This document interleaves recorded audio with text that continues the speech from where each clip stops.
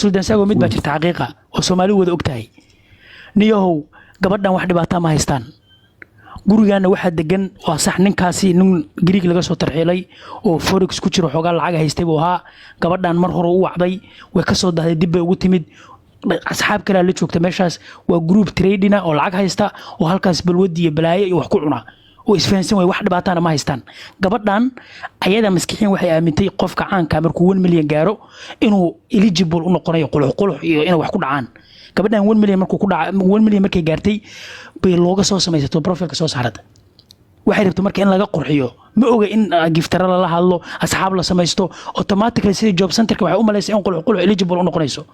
gabadhan marka barnaamijku ka fashilma dhowr qof oo caan ah la hadash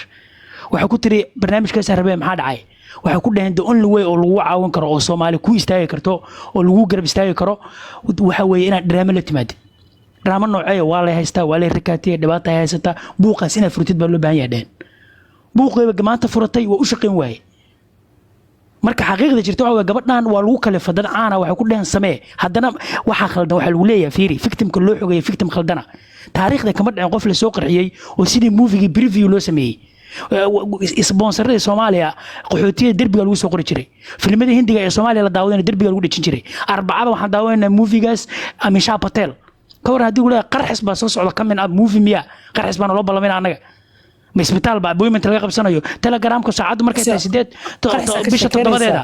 fiiri mar hore gabar baa la soo qarxinaya baa anagu aaminayna marka maciyal baan mar hore baa la soo qarxinaya Soomaaliya ku dhaafaysa kula taadi mar hore la keenay maamo fiiri anaga ina fiiri kuwa u keenay fuustadan u soo riixay anagu ma iyaan noo maleeyeen